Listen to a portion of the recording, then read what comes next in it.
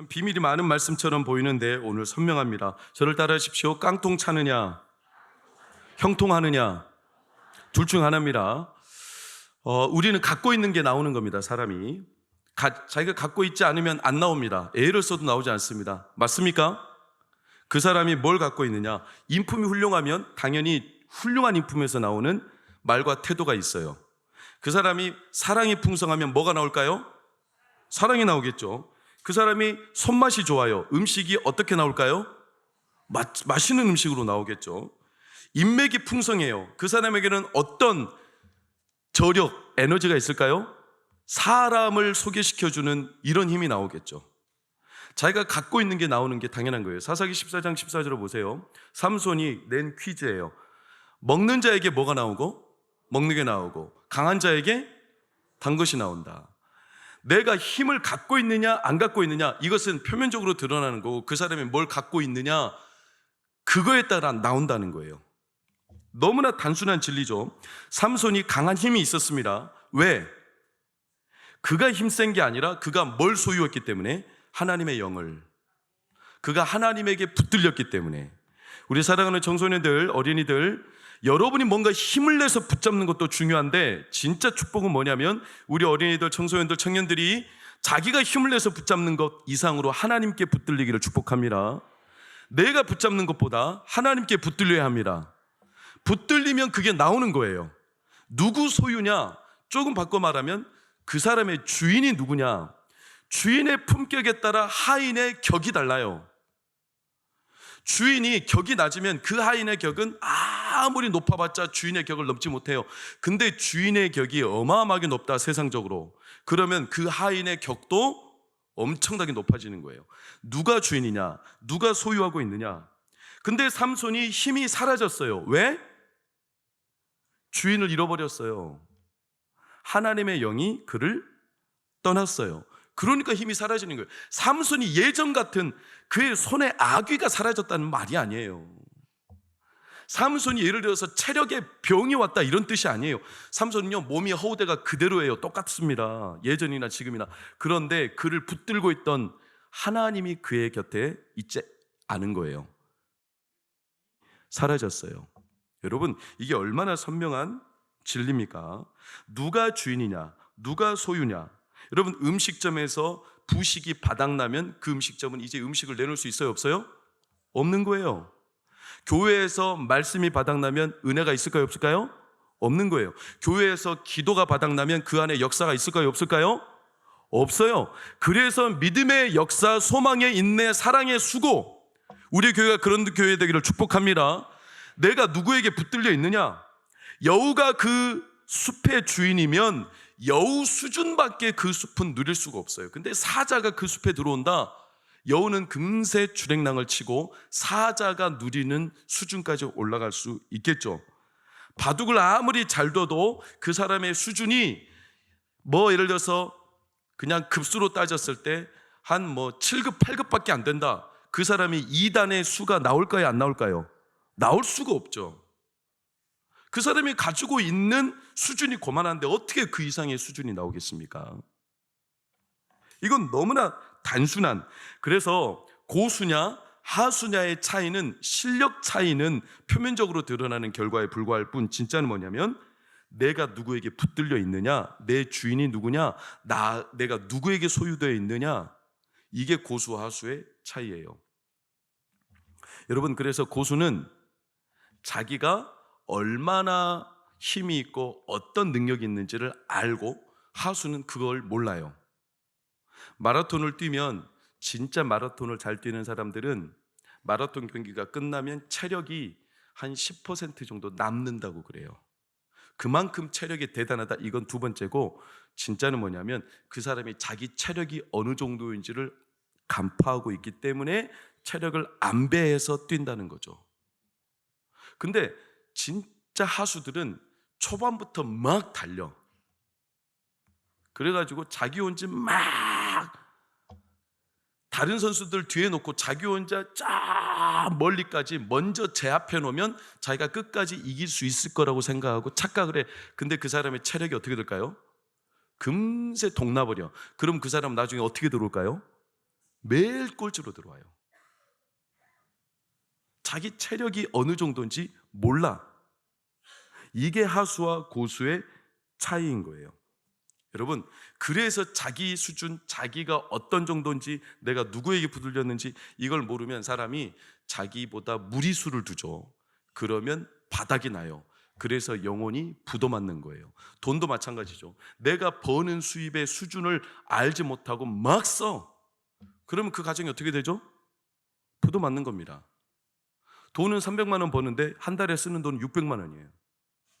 그럼 어떻게 될까요? 빚더미에 오르죠. 그러면 경제적으로 파산을 하게 되겠죠. 그런데 그 사람은 그걸 잘 몰라. 왜냐? 남들이 하도 이것도 저것도 사니까 자기도 그게 필요하다고 생각하고 나도 그 정도는 누려야 된다라고 자꾸 마음에 탐심이 생기거나 경쟁심이 유발돼요. 그래서 오늘날은 소비문화죠. 소비문화. 남이 저걸 갖고 있으면 나도 가져야 돼. 남이 저걸 누리니까 나도 저건 누려줘야 똑같은 레벨이라고 생각하는 거예요. 그래가지고 남들이 타는 차, 남들이 쓰는 물건, 남들이 갖고 있는 여러 가지를 내 수준은 하나도 생각하지 않았고 무조건 그걸 갖다가 쟁여놓으면 자기가 그 정도 수준에 오를 거라고 착각을 하는 게 소비문화. 그런데 그러다 보니까 그 사람의 경제가 바닥나버려요. 부도나는 거예요. 여러분, 이게 하수 아니겠어요? 여러분, 너무나 단순한 진리지만 올라 사는 세상이 그런 거예요.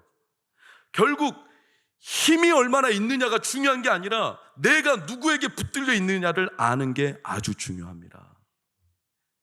오늘 21절을 보세요. 강한 자가 무장을 하고 자기 집을 지킬 때는 그 소유가 어떻게 돼요? 안전하다는 거예요. 강한 자가 소유하고 있기 때문에. 그러나 문제는 뭐냐면 22절 어떤 자가 와요? 더 강한 자가 온다는 거예요. 그러면 그 소유가 어떻게 되겠습니까? 빼앗기게 되겠죠. 여러분, 이게 힘의 논리가 아니에요. 힘이 세면 내 것을 지킬 수 있다 이런 뜻이 아니라 누가 세냐가 아니라 누구에게 붙들려 있느냐의 문제를 예수님 지금 말하는 거예요. 그 가정의 주인이 누구냐? 그 사람의 인생의 주인이 누구냐? 예수님께 대해서 예수님께 대해서 속상하고 예수님께 대해서 뭔가 막 마음이 틀어진 사람들이 오늘 사건에 이런 실마리들을 풀어낸 거예요. 그 사람들은요, 예수님을 시비를 걸고 싶었어요. 14절 15절을 보면 예수님 막 귀신을 쫓아냅니다. 예수님이 귀신을 쫓아낼 수 있었던 이유는 예수님의 권능이 있지만 엄밀히 말하면 예수님은 하나님과 동등하신 분이고 하나님께 소유된 자이죠. 할렐루야. 그러니까 하나님 앞에 귀신이 어때요? 떠나가는 겁니다. 이건 예수님뿐만 아니라 성도도 하나님께 붙들려 있으면 귀신 떠나갑니다. 내가 죽어라고 외쳐서 귀신이 떠나는 게 아닙니다. 하나님께 붙들리면 어둠의 세력 떠나갑니다. 단순하죠.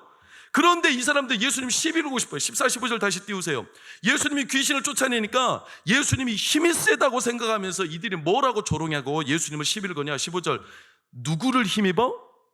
귀신의 왕 바알세불. 그러니까 예수님이 귀신들 가운데 좀 더 힘센 존재다 이렇게 생각한 거예요. 힘센 존재?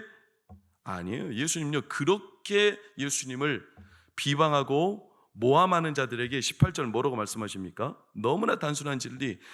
아무리 힘센 존재가 와서 힘 약한 자를 제압할지라도 만약에 그 두 힘이 같은 원천이면, 같은 편이면 그 나라가 어떻게 된다? 무너진다. 내가 만약에 바알세불 왕을 힘입어 귀신을 쫓아내, 내가 그래서 힘이 세다고 말한다면 바알세불 귀신을 쫓아내면 그 바알세불 국가가 무너지는 거 아니냐? 뭔 미련한 소리를 하고 있냐? 이거는 힘의 논리가 아니다. 이거는 다르다. 귀신에 속해 있는 자들과 나는 하나님께 속해 있는 거다. 그래서 귀신이 나가는 거다. 여러분, 이게 예수님이 오늘 우리에게 던져주시는, 그래서 우리는 항상 세상 살아갈 때 뭐에서 헷갈리고 넘어지냐면 내가 힘이 있냐 없냐를 가지고 자녀들도 성도들도 우리 청년들도 항상 여기에 헷갈리는 거예요. 내가 힘이 없냐? 그래서 세상은 그걸 증명하라고 해.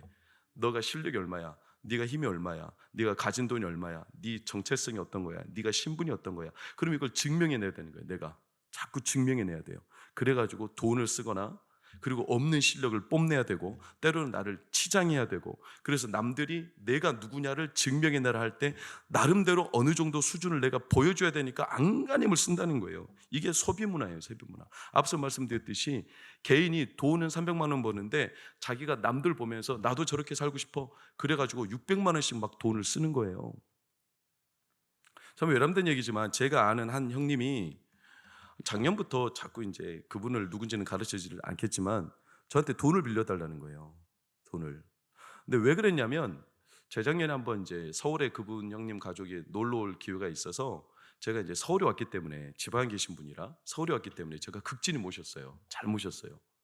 그리고 이제 놀이공원도 제가 그 자녀들이 좀 있어서 데려가서 같이 놀이공원에서 놀고, 그리고 그분이 우리 교회로 와보더니 입이 쩍 벌어. 이렇게 큰 교회 담임이었어? 와, 돈도 많겠다. 이렇게 생각한 거예요. 저 돈 얼마 버냐고 자꾸 묻지 마세요. 저 그렇게 많이, 그렇게 막 아무튼 살 만큼은 벌어요. 근데 그 형님이 생각할 정도로 막 돈을 엄청, 그러니까 그 형님이 저한테 돈을 자꾸 빌려달라는 거예요. 왜냐? 그 형님은요, 저보다 엄밀히 말하면 그 두 부부가 맞벌이를 하는데 저보다 돈을 더 많이 벌어요. 제가 알기로는 그 두 부부가 돈 버는 수준이 제 1.5배, 2배가 가까워요. 근데 저한테 돈을 빌려달래. 왜? 그 사람들은 자기들이 버는 돈의 수준에 1.5배를 쓰거든. 옷도 대충 안 입혀요. 빈폴 같은 거. 자녀들 18살, 9살짜리 빈폴 입히고 뭐 이런 거 외제 있죠. 티셔츠 하나에 막 15만 원, 20만 원씩 하는 거 있죠. 그런 걸 입혀요. 그러니까 감당이 되겠습니까? 그러니까 제가 돈이 많은 줄 알고 저한테 자꾸 돈을 빌려달래. 형님, 저 돈 없어요. 저 무슨 돈이 있어요? 여러분, 자꾸 남을 보면서 내가 어느 정도 수준인지 증명해야 되는 게 여러분이 사는 세상이에요. 자꾸 당신이 누군지 나를 증명해야 해. 여러분, 우리의 진짜 정체성과 내가 누군지는 내가 힘이 얼마나 있는지를 보여줘서 증명되는 게 아니라, 여러분 다시 한번 오늘 마음에 굳은 심지를 가지세요. 내가 누구에게 속해 있느냐에 따라 달렸습니다. 내가 얼마 보여주느냐가 아니라, 그러니까 자기에게 있는 게 아닌데 보여줘야 되니까 허세를 부려, 과소비를 해, 과장을 해. 자기에게는 없는 능력이면서 자꾸 그 정도 수준처럼 보여야 되니까 사람들에게 있는 것처럼 여겨야 되는 그런 마음으로 자기를 자꾸 소비 문화 가운데 내세우는 거예요. 자기를 증명해야 돼. 거기서 오는 게 열등감이고, 거기서 오는 게 비교의식이고, 거기에서 오는 게 자기 정체성이 무너지는 현상들, 오늘날 현상들은 아니겠어요? 여러분, 나에게 있는 게 뭔지를 확실하게 해야 합니다. 그게 진짜 고수입니다. 내가 누구에게 붙들렸느냐, 나는 누구 소속이냐, 나는 누가 나를 소유하고 있느냐, 그러면 결과는 자연스럽게 나오게 되어 있습니다. 내가 만약 하나님께 붙들려 있으면 하나님의 능력이 흘러갑니다. 그런데 내가 돈의 소유가 되어 있으면 돈을 흘려보내야 되는데, 여러분 돈이 얼마나 있어요? 내가 세상적인 어떤 사회적인 입지나 권력의 소유가 됐다면 그 권력을 흘려보내야 되는 거죠, 자연스럽게. 그런데 그게 얼마나 됩니까, 여러분? 바닥나겠죠? 결국 무너지겠죠? 그럼 부도 맞겠죠? 그럼 파산 신청하겠죠? 이건 힘의 문제가 아니라 내가 누구에게 속해 있느냐. 그러다 보니까 자꾸 형편이 나빠지죠. 당연한 거 아니겠어요? 자기에게 없는 걸 계속 쏟아내야 되니까 형편이 나빠지는 거죠. 저도 마찬가지예요. 저는 설교할 때요, 설교자지만 나도 모르게 과시를 해야 될 때가 있어요. 마치 있는 것처럼. 제가 그게 제일 큰 시험이에요. 손 목사에게는 능력 없고 손 목사에게는 다른 거 없어요. 저는요, 표준어도 쓸 줄 모르고 사투리도 막 팍팍 씁니다. 제가 마치 뭐가 있는 것처럼 드러내면 저는 진짜 스트레스 많이 받을 거예요. 근데 그 싸움을 저는 항상 하거든요. 나한테 별거 없어요, 하나님. 제가 이 강단에 선다고 뭐 갑자기 없던 능력이 생기고, 제가 갑자기 뭐 남들보다 지식이 뛰어나지, 이런 거 아닙니다. 하나님, 저 그냥 이번 주에 정직하게 진실하게 하나님 나를 붙드시면 하나님 마음대로 저를 사용하십시오. 왜냐하면 삼손이 나귀 특별로도 적군들을 물리쳤다면 제가 나귀 특별 같은 존재라도 하나님이 나를 소유하시면 하나님 역사하실 줄 믿습니다. 그게 하나님 믿는 자들의 정체성인 거예요. 우리 자녀들 하나님께 붙들리기를 축복합니다. 힘의 문제가 아니에요. 내가 얼마나 증명했느냐의 문제가 아니에요. 소유냐 소비냐, 소비 문화에서 우리는 내가 누구에게 소유되었느냐, 이걸 항상 명심해야 돼. 이걸 누가 나를 다스리느냐, 주인이 누구냐, 그럼 그 주인에 따라서 나에게 흘러나오는 게 달라지죠. 그러면 어떤 주인이어야 될까요? 그 주인은 영원히 변치 않고 나에게 무한히 공급하고 나를 선한 길로 이끄며 나에게 진짜 좋은 것들만 주시는 주인이라면 저와 여러분의 삶에 하나님께서 늘 그 주인의 몫에 합당한 은혜들을 흘려보내 주실 겁니다. 그래서 이게 너무 신앙생활에 선명하게 우리가 붙들어야 될 씨름인 거예요. 여러분, 그래서 예수님이 오늘 24절 재밌는 비유, 24절을 보세요. 더러운 귀신이 나갔어요. 물 없는 곳으로 다니죠. 쉬기를 구합니다. 네가 나온 내 집. 그러니까 이 말씀을 띄워놓으세요. 귀신이 어떤 집에 있다가 나갔어요. 그 집은 사람인 거죠. 사람에게 있다가 나갔어요. 그래서 물 없는 곳으로 막 돌아다니다가 자기가 쉬기를 구했는데 그런 처소를 못 찾은 겁니다.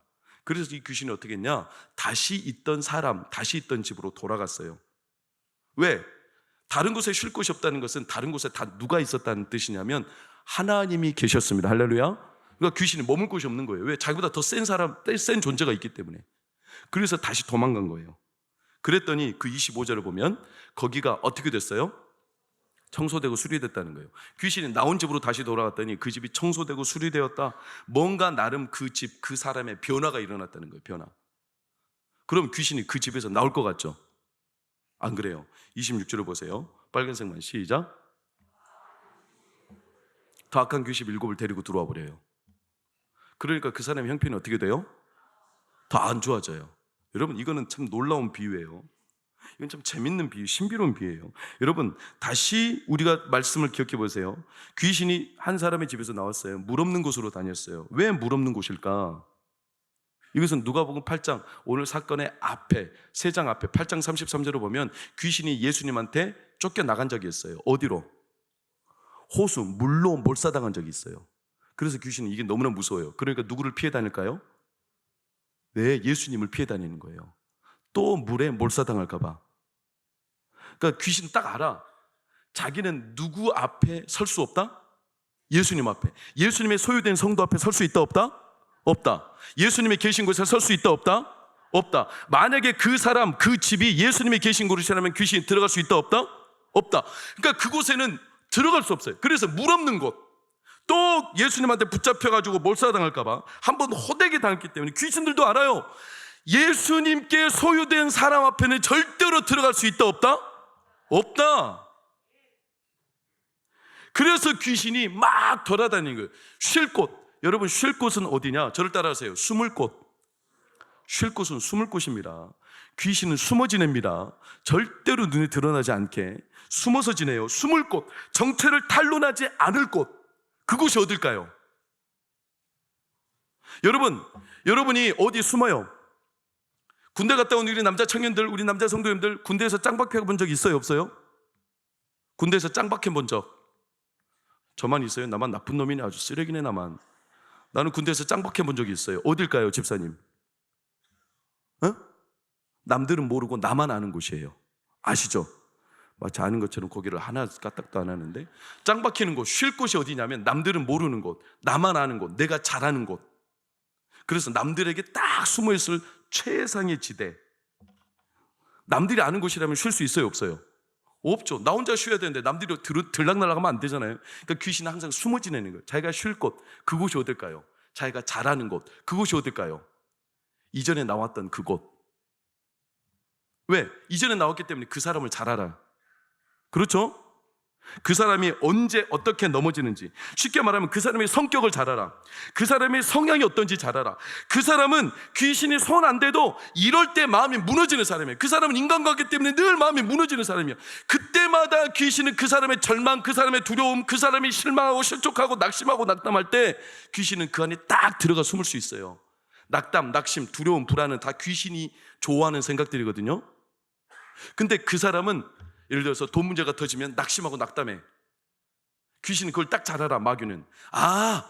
동광교회 김 집사님은 돈 문제만 터지면 일단 낙심하게 되어 있어. 나는 그 사람 잘 알아. 그 사람이 돈 문제만 터지면 낙심하니까 나는 그 사람 거기에 들어가 숨을래. 이렇게 딱 들어가 숨는 거예요. 돈 뒤로. 동광교회 이 집사님은 그 사람은 말이야, 어떤 사람이 한마디만 말하면 막 성내가지고 막 분에 못 이겨서 시험 당하더라고. 난 그 사람 그 뒤에 숨을 거 딱 잘 알아요. 그 사람이 어디에서 스스로 무너지고 하나님과 관계가 멀어지는지 잘 알아요. 그래서 마귀는 항상, 귀신은 그 뒤로 숨어요. 잘하는 곳, 자기가 지내던 곳. 그래서 오늘 말씀에 보면 자기가 막 돌아다니다가 물 없는 곳으로 돌아다니는데 물 없는 곳이 있어요, 없어요? 없어요. 그래가지고 다시 어디로 돌아가죠? 지내던 곳으로 갔어요. 그런데 그 집이 어떻게 됐어요? 청소되고 수리가 되었다는 거예요. 그건 다시 말하면 그 집이 나름 그 사람이 정신 차리고 각성했어. 마음을 가다듬었어. 이전에 돈 문제 때문에, 이전에 그 사람 때문에 마음이 상심하고 시험이 들었지만 오늘 내가 딱 눈을 떠서 다시 힘을 내가지고 마음에 힘을 내서 마음을 일으켜 세웠어요. 그런데 문제는 뭐냐? 자기 힘으로 그런 거예요. 얼마든지 그럴 수 있죠.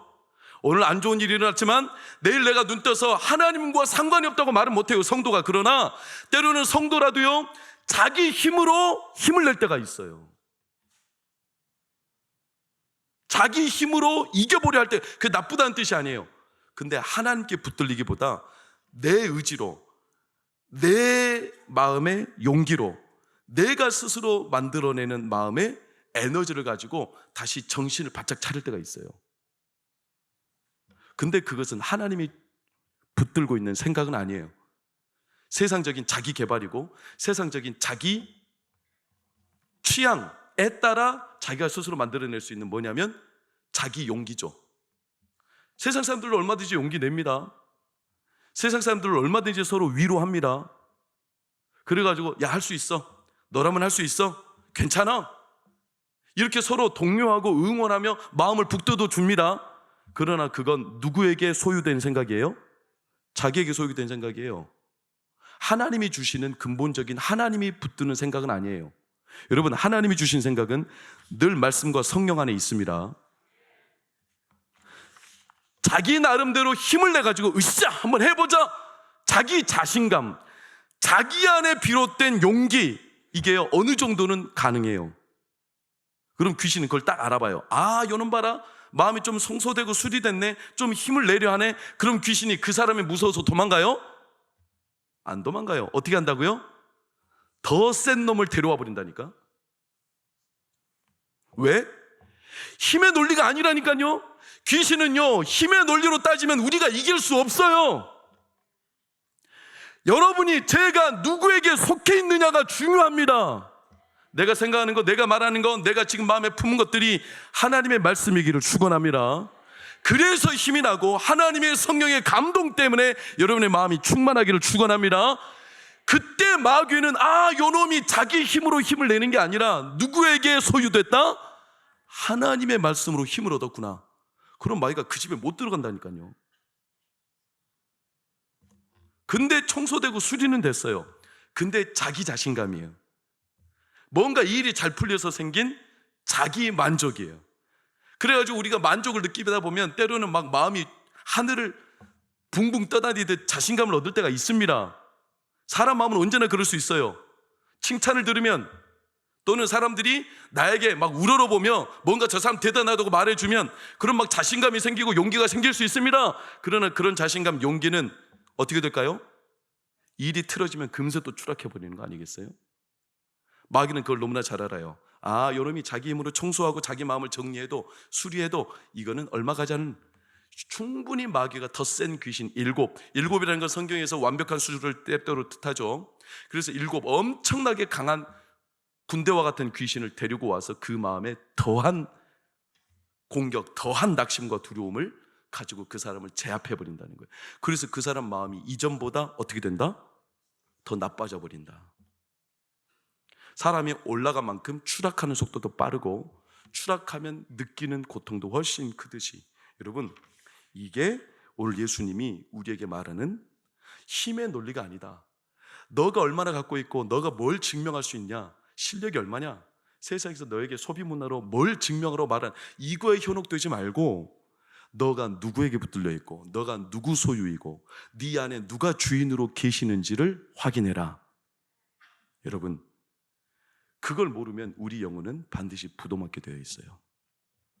반드시. 왜? 나를 증명해야 돼. 또 뭔가 보여야 돼. 마음의 에너지가 바닥나, 돈이 바닥나, 지식이 바닥나, 내가 갖고 있는 인간적인 모든 자신감과 에너지들이 싹 다 바닥나. 그러면 부도가 오게 되게 있어요. 그러면 사람이 영혼이 지고 부도나면 패배의식에 쌓여가지고 이전보다 더 상황이 악화돼서 마음이 완전히 패배주의에 쌓여요. 자멸하게 되어 있어요. 하나님과 멀리 떠나게 되어 있어요. 이걸 마귀는 너무나 잘하는 거예요. 그 대표적인 신뢰가 거라사 광인이었어요. 이번 주 우리 유재필 목사님 수요 예배 때 잘 전했어요, 말씀을. 거라사 광인을 보세요. 어떻습니까? 처음에는 괜찮았어요, 거라사 광인도. 그는요, 그 동네 사람으로 건강하게 살았을 겁니다. 우리 어린이들, 청소년들은 이 말씀이 좀 어려울 수는 있어요. 영적인 말씀이라. 그러나 잘 들으세요. 여러분들을 뒤에서 지배하고 우리들 안에서 언제나 마귀는 진짜 숨어서 우리의 마음을 장악하려 하는 존재이기 때문에. 여러분, 거라사 광인은요, 처음에는요, 귀신 들린 사람 아니었죠. 그는요,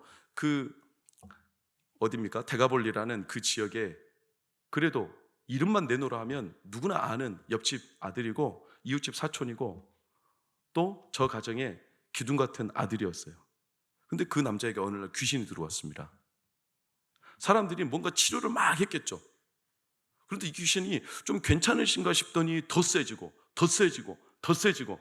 그게 뭔지 아세요? 마가복음 5장 3절 4절을 보면 귀신의 세력이 점점 세지죠. 무덤 사이에 거처하게 되는데 쇠사슬로도 이제 어떻게 됐다? 멸수. 처음에는 쇠사슬이었을까요? 뭐였을까요? 처음엔 쇠사슬이 아니었죠. 밧줄 같은 거. 좀 어느 정도 견고하게 묶을 수 있지만 쇠사슬 정도는 아니었어요. 그런데 너무나 귀신이 막 세지는 겁니다. 더 센 귀신이 막 이 사람을 지배하는 겁니다. 여러 번 고랑과 쇠사슬을 끊어버렸다고 하잖아요. 그러니까 결국에는 나중에 어떻게 되죠? 아무도 그를 제어할 수 없는 상황까지 와요. 그러니까 어디다가 그 사람을 보낸 거예요? 무덤에다 보낸 거예요. 데가볼리는 10개의 도시입니다. 데카폴리스, 10개의 도시, 폴리스. 어마어마한 도시죠. 그러니까 문명이 아주 큰 도시죠. 잘 사는 동네입니다. 그 동네인데 귀신 들린 사람이 있다니까요. 사람들의 힘이, 재산이 그 도시가 갖고 있는 문명과 이룩한 수준이 어마어마한데 그 음지가 있다니까요.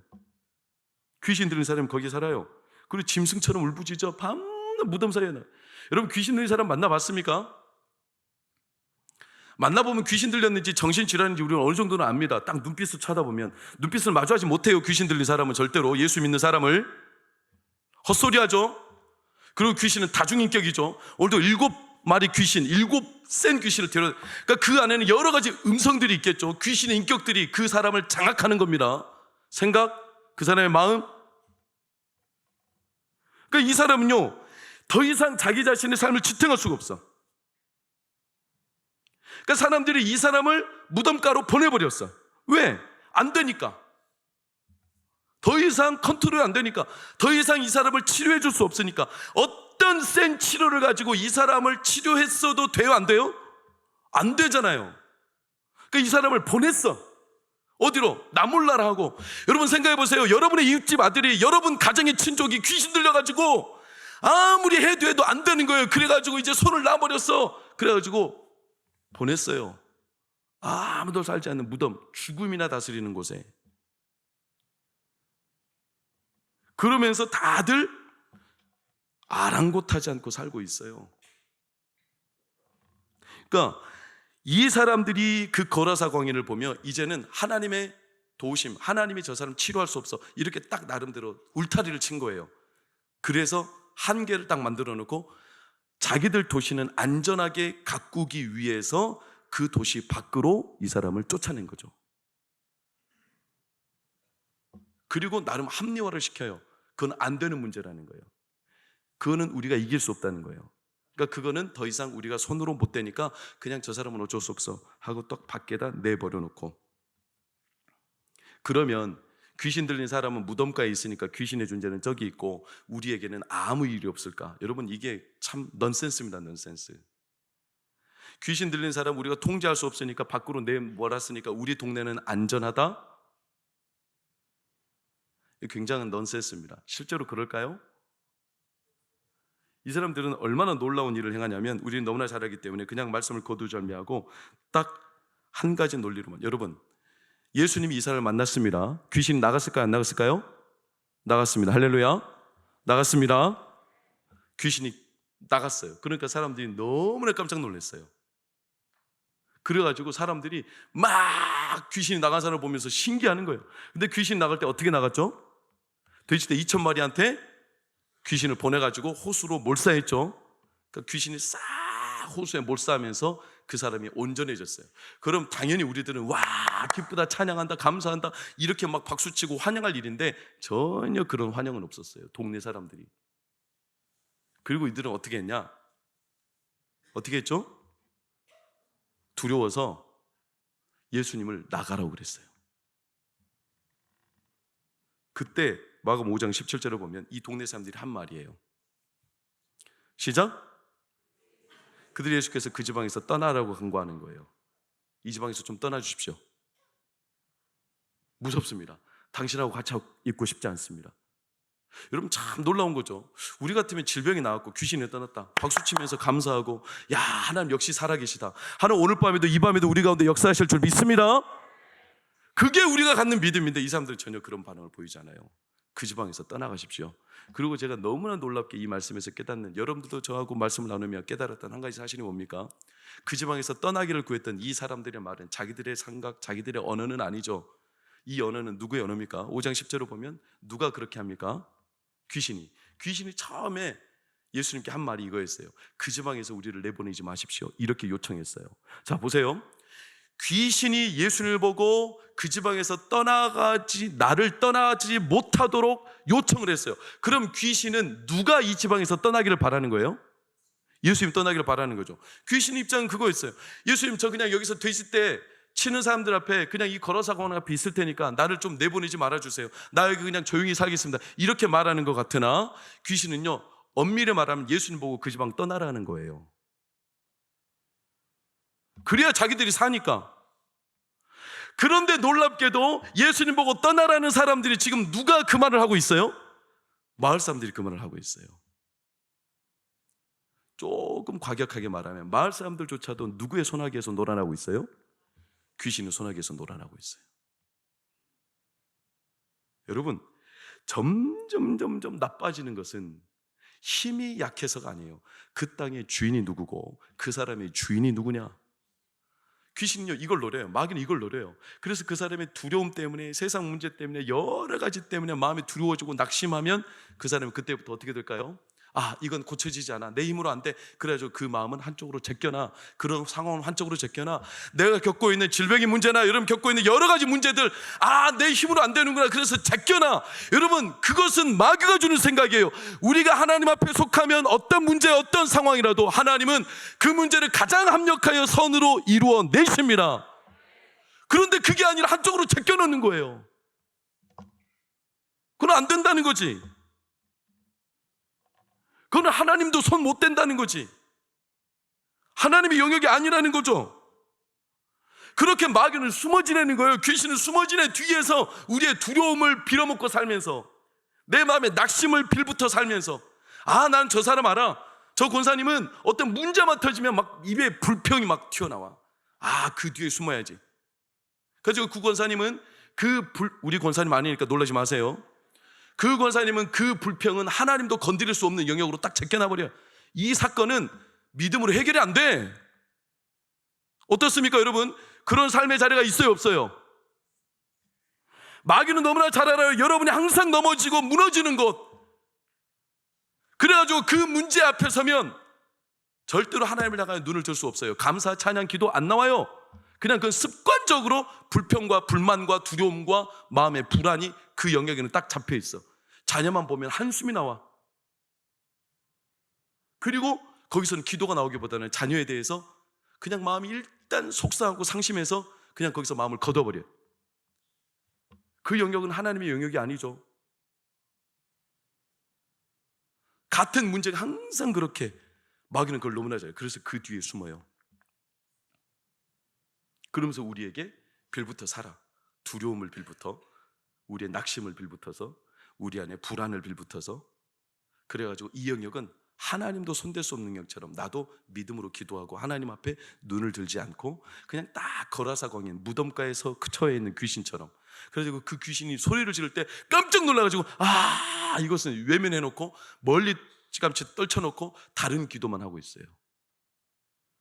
여러분, 오늘 말씀이 우리에게 좀 영적인 의미가 큰데, 저는 이런 마귀의 속셈을 예수님이 너무나 잘 알아서 오늘 우리에게 이 비유를 들려주신 거예요. 그리고 우리에게 누구에게 속해 있는지를 지금 물으시는 거예요. 여러분, 우리 생물학적으로 봐도 얼마나 놀라운, 제가 최근에 EBS 다큐 프라임이라는 프로그램을 제가 종종 보는데, 거기에서 기생에 대한 이야기를 하더라고요. 기생. 어떤 기생이냐면 생물들한테 빌붙어 사는 기생 아시죠? 여러분 사진 한번 보시겠어요? 이게 뭡니까? 징그럽죠. 이거보다 훨씬 혐오스러운 사진이 많은데, 그건 진짜 여러분들이 저녁에 말씀 생각 안 나고 이 생각 날까 봐 제가 제 최대한 부드러운 걸 가져왔거든요. 이게 해안가에 있는 토시 아니에요. 먹는 해초들 아니에요. 이게 연가시하고 메디나충이죠. 손바닥에 있는 게 연가시고, 그리고 하얀 게 메디나충이에요. 메디나충, 연가시는 어디에 삽니까? 사마귀에 딱 들어가죠. 그럼 사마귀가 놀랍게도 어떻게 되죠? 물속으로 들어가요. 연가시가요, 몸에 딱 숨어 있다가요, 놀랍습니다. 유전자 조직도예요. 이 기생충이 자기가 살기 위해서. 그래가지고 머릿속에 뇌를 움직여요. 물론 곤충들은 뇌는 없지만 본능적으로 사마귀가 물로 들어가요. 자기는 자기가 들어간다고 생각하는데 연가시 때문에 그곳으로 들어가요. 그럼 물에 들어가잖아요. 그럼 거기서 사마귀가 죽어요. 그때 연가시가 물속으로 이렇게 나와요. 꽁무니에서 무려 몇 센치? 1m씩. 메디나충은 진짜 무섭습니다. 우리나라는 없어요. 걱정 마세요. 근데 저 제3세계 아프리카는 지금도 있어요. 메디나충이. 불과 한 50년 전만 해도 메디나충에 감염된 사람이 350만 명인가? 350만 명? 그 정도 됐다고 그래요. 통계학적으로. 메디나충이 뭐냐면, 아프리카 사람들은 물을 못 먹죠. 그러니까 더러운 물을 먹죠. 더러운 물에 살아요. 물벼룩 안에 메디나충이 있습니다. 그럼 물벼룩을 사람들이 먹다가 이 물벼룩이 몸으로 들어가죠. 그럼 물벼룩은 위장에서 다 녹아버려요. 근데 놀랍게도 메디나충은 위장에서 안 녹아요. 그래서 몸에 메디나충이 남아가지고 암수가 번식을 해요. 막 확산이 되죠. 어느 순간 메디나충이 다리로 내려갑니다. 그리고 거기서 이제 성장을 합니다. 그래서 어느 날부터 다리가 통증이 와요. 그리고 다리에 살갗의 피부에 구멍이 뚫려요. 그럼 거기서 이제 메디나충이 나오는 거거든요. 근데 이때 메디나충이 어떻게 하냐면, 자기가 번식하기 위해서 이 기생충이요, 사람이 다리가 뜨겁고 막 열이 나고 다리가 통증이 오니까 어디로 가서 다리를 식혀야 될까요? 물로 가야 돼요. 메디나충이 얼마나 놀랍냐면, 기생하기 위해서 사람의 몸 안에 열을 발산시켜가지고 고통스러우니까 뇌를 조작할 정도의 고통을 가지고 사람이 자연스럽게 물로 가서 열이 나는 다리를 물에 담그고 있으면 그때 메디나충이 물속으로 또 나와요. 그래가지고 메디나충이 뭐한테 잡혀 먹죠? 물벼룩에 잡혀 먹어. 그래가지고 막 숙주가 막 엄청 이렇게 메디나충이 번식해. 그럼 사람들이 또 목말라가지고 그 물 마시죠?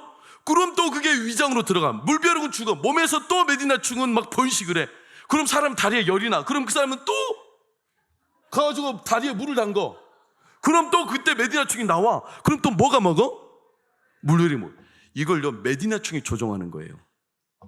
와, 기생충들이 대단합니다. 그래가지고 이 메디나충을 잡는 방법이 있거든요. 어떻게 하냐면, 이 메디나충이 어디서 나온다고요? 물속에서 나온다고요. 물속에서. 그러니까 치료하는 의사들이 가서 어떻게 하냐면, 다리 곁에 구멍이 난 곳에다가 물을 계속 뿌려주고 발라줘요. 그럼 메디나충이 착각을 해. 그럼 그때부터 스물스물 나옵니다. 그래서 몇 미터? 2m까지 나와요. 어마어마하죠. 이걸 꺼내지 않으면 다리를 절단해야 되는 거예요. 사람이 죽어요. 여러분, 얼마나 무섭습니까? 마귀가요, 우리 두려움이라는 생각이 딱 빌붙어 살아요. 우리의 불안에, 우리의 낙심에, 낙담에, 낭망에 딱 거기. 그럼 우리가 낙심하고 낙담하고 불안하면 당연히 사람의 본능적으로 어디로 갈까요? 우리는 하나님께로 나와야 될 줄로 믿습니다. 그런데 사람이 불안하고 두려우면요, 방황하는 사람도 있고요, 술을 찾는 사람도 있고요, 자기 스스로 이겨보겠다고 막 자기 힘을 내는 사람들도 있지만 그 힘이 얼마 가지 못합니다. 그럼 또 무너지죠. 그럼 마귀는 그 안에서 또 막 기생을 하면서 우리를 조종하는 거예요. 계속 형편이 좋아져요? 나빠져요? 나빠지는 거예요. 계속 나빠지는 거예요. 예수님 왜 오늘 이런 말씀 우리에게 주실까요?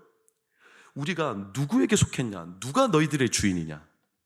힘의 논리가 아니다. 세상이 자꾸 내가 누군지를 얼마나 갖고 있냐, 실력이 얼마나 되냐, 너가 갖고 있는 걸 보여라. 그래가지고 나는 없는데 나 스스로 과시하고 허세를 부리고, 그리고 막 보여야 되고, 그러다가 안 되니까 또 부도 맞고, 이런 과정으로 기생하며 마귀가 내 마음에 막 자긍심, 자만심, 자기 만들어 스스로 만드는 자신감, 이런 걸로 우리를 유인하고 그래서 폭삭 무너지게 만들고, 이렇게 우리를 영적으로 기생하면서 무너뜨리는 이 마귀, 귀신. 여러분, 이 귀신의 존재는 숨어 지내는 거예요, 우리의 마음속의 두려움에. 그래서 저는 항상 예배 때마다 우리의 마음에 음지돼 자꾸 두려워하는 문제, 여러분 마음속에 오늘도 기도할 때 믿음으로 안 드려지는 기도가 있어요. 30년 동안 기도 응답 안 된 것은 더 이상 믿음으로 드려지지 않아요. 여러분들의 취업 문제는 이제 기도로 안 된다고 생각하는 거예요. 왜 기도로 안 됩니까? 취업 문제가. 기도하면 됩니다. 하나님 앞에 그렇게 기도를 안 해요. 세상 방법 찾아다니지. 여러분, 내가 누구에게 속했는지를 분명히 하십시오. 그 소유된 것으로부터 하나님의 진짜 선한 게 나오는 겁니다. 내가 소유도 안 하고 있는데 나오겠어요? 불안해서는 믿음이 나올 수가 없어요. 두려움에서는요, 당연히 두려움의 결과들만 나오죠.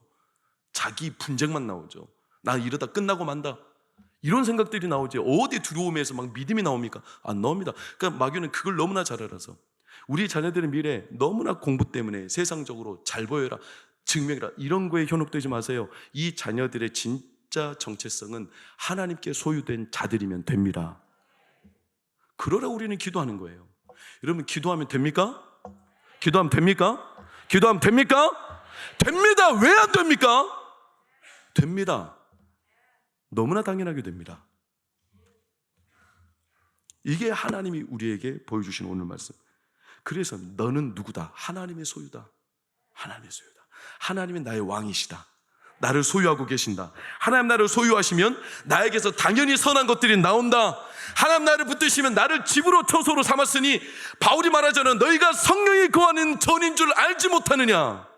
성령이 거하는 전인 줄 알지 못하느냐. 그렇다면 성령이 우리 안에 거하시면 당연히 성령의 귀한 신령한 것들이 나옵니다. 우리 자녀들에게 나옵니다. 우리 자녀들, 우리 청소년들, 청년들, 오늘 밤에 하나님 꼭 붙잡고, 하나님 정말로 붙잡고 여러분이 누구에게 속했는가를 담대하게 선포하고 믿음으로 외치시기를 축복합니다. 그래서 20절, 마지막 20절만 딱 보겠습니다.